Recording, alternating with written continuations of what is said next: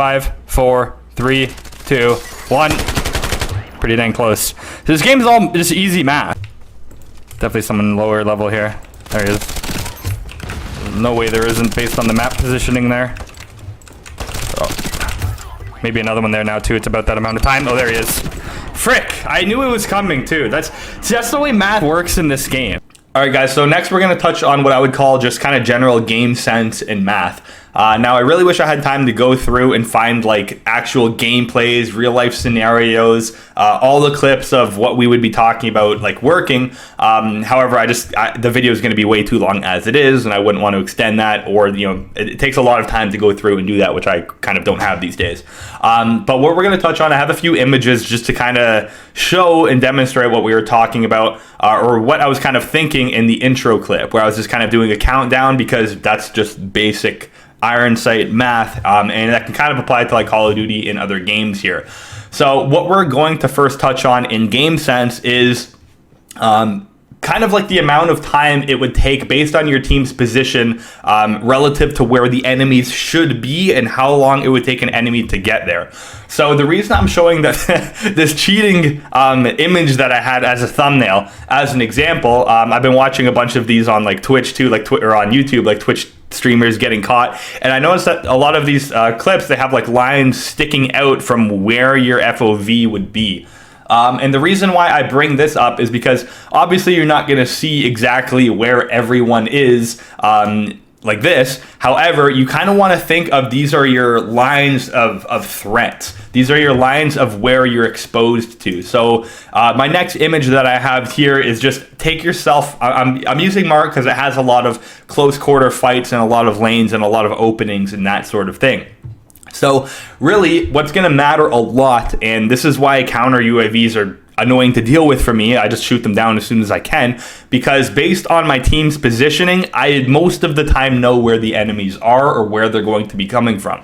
So just like that image showed with the lines, let me grab red here, just where that image showed with the lines of where everyone is, of course we don't have that information, but we do know is something like this. And, I would even think, depending where our teammates are, I could draw one back here as well, and then I'll draw one more here. And basically what you're going to be thinking about is, now if I'm just sitting here and there's nobody on my map, and this is a 1v1, someone spun me around 3 times, I have no idea where they can be, almost every lane here is going to be a percentage threat that's basically the same as the next. However, of course, based on your teammate's positioning, which I believe is typically like blue, I'll just grab this. If you can see on the map up here at the top left, say you have, we spawned in, we're running through. Of course, if this is a fresh game, it just started, everyone on the enemy team is going to be on this side of the map coming forward. However, that's most of the game not the case. You're going to have to be kind of seeing when spawns are flipping and stuff like that. However, if we take a look here, and let's say we have a teammate up here watching down Burger, maybe we have a teammate that already went out to the left and is outside running forwards. Maybe we have a teammate behind you here, we have a teammate mid lane, and maybe we have one guy that's somewhere out here. So based on that information, that's where I can start thinking, okay, the percentages of where someone's going to be.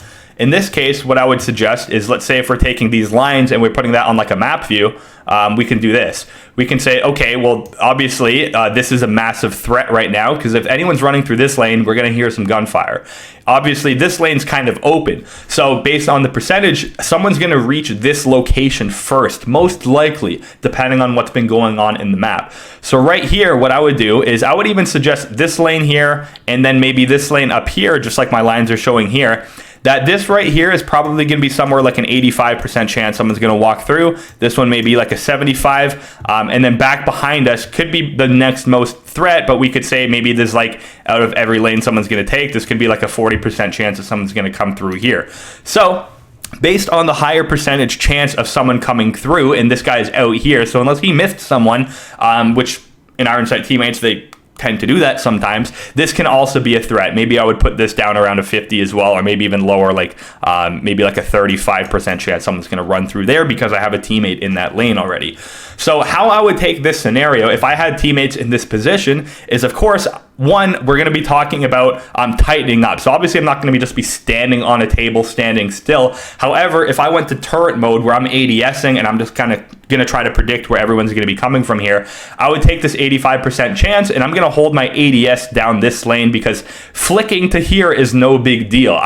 We can do that within a few milliseconds. We can snap over if necessary, or if they're that close, like see how this lane is obviously shorter than the next one, you're going to likely hear footsteps coming down here anyways, unless they're ADSing. So this lane here, you're likely going to have a sound cue. This one here, by the time you hear a sound cue, you're probably getting shot at. So this is the most appropriate lane to watch in this scenario. And because that's such a higher percent chance, let's say this is an 85, after you kill someone here, there's likely going to be another person coming there. However, if you do kill someone there and after about an awkward amount of time, maybe a full 3 seconds, no one's shown up, I would already start hesitating. So if I've killed someone here, usually in Iron Sight and other Call of Duty games, let's say, if you kill someone in one lane, if someone's not following up, odds are someone is somewhere else. And based on what I would call basic math, is if you're ADSing here and it takes about 2 seconds for someone to reach here, that means it's going to take about maybe 4 seconds for someone to reach here, and maybe about 6 seconds for someone to reach here by the time you fired your first bullet. So what I would do in this situation is I would kill someone here, hold that lane for a little bit. If I haven't heard a sound cue here yet, I'm immediately going to do what we're going to talk about later, is an off-screen flick, and that's going to go back to here. So if I kill someone here, 85% chance is killed. Maybe there's about another 60% chance someone walked through and they're killed. No one's here yet. That 75 is going to become about a 30 because I haven't heard anything. And based on that amount of time, it's been about 4 or 5 seconds. No one's shown up yet. So this 6-second one, someone has we've allowed enough time for someone to rotate back on us. In which case, this 40% is going to become about, I would say, more like an 80 or 90% even. 80%, not 80 or 90% chance, and I've killed someone here. Now, even without a sound cue, I'm going to do what's called an off-screen flick back to this lane, and I'm going to be watching this as this 40% chance in my mind just became a 90% chance. And based on the amount of time that we've seen go through, this teammate's no longer here by the time I got 1 or 2 kills. He's either up further or died, in which case the 35% chance would then become about a 90. So I would say that now that lane's open on the left, I need to flick back, try to get a kill for someone hitting my flank, and then what we're going to do is limit our overexposure. So we're going to get that kill, and what we'd want to do is prone behind the table I'm standing on to get a reload, and then pop up here to what I would call our 90% chance. And then this lane here, since I already killed someone there and it's been about another 5 seconds, someone can spawn in and sprint up there. So I'm now watching this lane and actively looking for any movement on that side while ADSing over here. So this looks like a bunch of jumble right now, but that's kind of what you're thinking of, not necessarily consciously overanalyzing and thinking of, but that's how the game works. That's how these games work. It's based on your map, the amount of time it's going to take for someone to run to that lane, and thinking of your most common scenarios here. So I have this as just a map that I can bring up as well. So obviously, if you spawn in and everyone's, let's say, in their places, everyone's kind of been, doing things, let's say. This is A Street, so this would be Burgers. So based on my location that we were just on the previous map here, I was standing at this table here, and then I just simulated killing somebody here. And of course, we had teammates in Burger. We had a teammate running outside. We had a teammate, somewhere over here. We had a teammate maybe up here in Burger following up on this guy. And based on that information, so the way you want to look at your map too is you kind of want to think of it as it's tilting. Like it's almost like if all your teammates are on this side, therefore the enemies are likely on the other side. If not, I would say someone's taking a gamer route. There's at least one guy per team that's going to take what I would call the gamer route. And what I mean by the gamer route is if you're in a position away from your teammates, because obviously everyone's in, like, not everyone in Iron Sight, but a lot of people, what they're going to do is if a secure point is, let's say, right here, let's make that like, yellow or something. This is the secure point right mid-map, and your teammates are all, you notice the tilt of the map. Most of your teammates, if this guy wasn't here, let's say there's a teammate here, people are flowing here, your teammates are generally over here, and you're about here on this red mark X here. And your teammates are all tilted to the right side of the map right now, or respectively, if you're looking this way, it's tilted to the left. That means the gamer route from the enemy team is going to be someone hitting out here, or maybe even if he's super gamer, he's going to be hitting out here and peeking through mid on this point, while your whole team's focused on this area over here. Since we've gotten some kills, they're now spawning over here, and a lot of the time they're spawning over here. So their fastest point to the Their fastest route to the point is going to be up this right lane here. However, you might get some gamers going mid, in which case, if he pops through here, you're already ready for him. Or if he pops through mid, he's going to have a lot of crap to deal with different angles. So that's why I say there's usually someone taking what I would call a gamer route, a path of least resistance, where if he peeks through here, the only way he's going to get shot is if one of our teammates went the gamer route as well and can fire at his back. Otherwise, this is a pretty safe lane for him to peek, and our teammates all over here not paying attention. So, what I'm going to say is based on the tilt of, I'm going to call it, let's say, map tilt. Based on the map tilt, you're going to know almost exactly where most people are going to be. So, again, if you have teammates, let's say you have our secure point is down here, and you have teammates, let's take blue again. Let's say you have a teammate coming through a glass, you have a teammate that's about to walk out a pharmacy, maybe you have a teammate who's intelligently playing the hotel, and then you have one guy kind of running through mid, because obviously everyone wants to tilt to this lane. And then you died and you're spawning in. Of course, you're going to want to assume the path of least resistance. However, that means enemies can be here. They're going to be kind of like surrounding this area, and maybe you'll get one guy that you're going to run into back up here.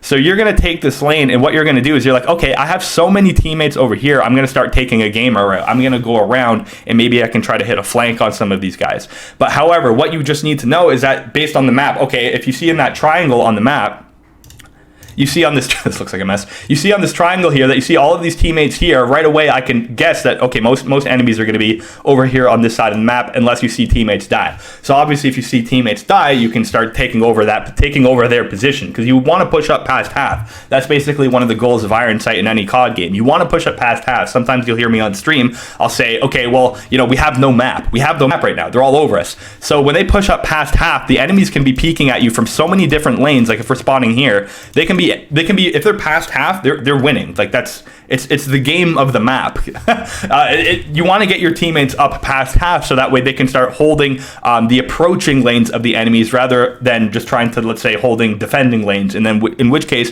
you're going to be getting your KD up because you're tightening up and you're waiting for them to approach. However, if they approach too much, your team's going to get sandwiched and you're almost going to be hopeless. So you're going to want to take that one gamer route just to push past half and sneak by, so that way it distracts the enemy players. So you want to know based on game sense and math when your teammates are going to die. So if this guy died here and maybe this guy died here and this enemy is pushing, you see on your map 2 guys got shot and killed here. Of course, you're going to want to run up here and maybe hold this little head glitch here, or wait for a peeker advantage opportunity and get a kill. And if you get that kill, then obviously enemy players know that you're going to be there. But with peeker advantage being so strong, you can likely take this whole route out. Except you got to think of those lines all the time, right? So as you're moving through the map, no matter where you're going, and of course this looks like a disaster, no matter where you're going, kind of like that cheating image showed, you're going to be having lines, but not to obviously the enemy players. You're going to be having lines to where the open areas are on the map, and that's what you always have to think about. So no matter where you're moving on the map, like we're seeing here, even if I was like, let's say up here, if this is where I am, my new lines are here, here, and here. And then basically what you want to do through some gunfights is once you're reloading or once you've gotten a kill is isolating your lanes. And we're going to be talking about that a little bit in just a moment here as I have my little topics to go over here. So that's just some general ideas to think about when it comes to game sense. Is one, lines to your FOV lines, if you almost want to call it, to where your open lanes are. And based on where your teammates are, you can almost pinpoint percentages of a chance of people coming through. And think about by the time that they spawn, it takes maybe about, again, like 4 seconds to run up here. It takes about 5 or 6 seconds to run up here, maybe 9 seconds to run up here. However, you've already gotten a few kills. It's already been enough time. Someone's likely going to be there. If you see on your map that is an open lane, there's no teammates there, or if they've already ran past, someone could have gotten around. So think about your lines and your percentages, and after you get a kill, those percentages are going to change pretty drastically. So if it's a very common lane, you may want to hold it for a kill or two, but then you're going to want to either move or rotate or just take a look at some of those other lanes. So as you're moving through the map, think about your FOV lines. Think about where enemies can come from, no matter where you are on the map, and that's your degree of safety. And when I call the game, when we say that we're tightening up in our gameplay, that's really what we're doing, besides obviously isolating lanes and taking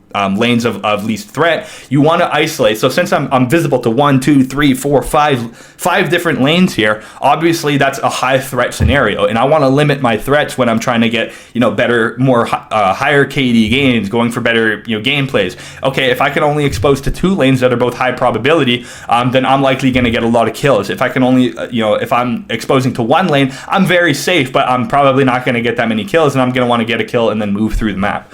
So think about that. Think about your percentages in your lanes, in your FOV lines as you're moving through the map, and always focus on your teammates. If they're all tilted to the left side, the enemies are going to be on the right side. If they're evenly spread, teammates are going to be coming or enemies are going to be coming through middle, and keep an eye on who dies. If they're all to the right side, obviously you're going to be wanting to watch the left side of the map as you're moving through.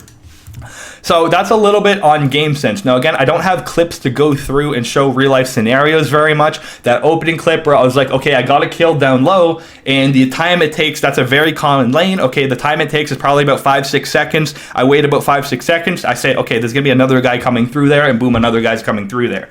So that's just stuff that you kind of have to think about as you're moving through.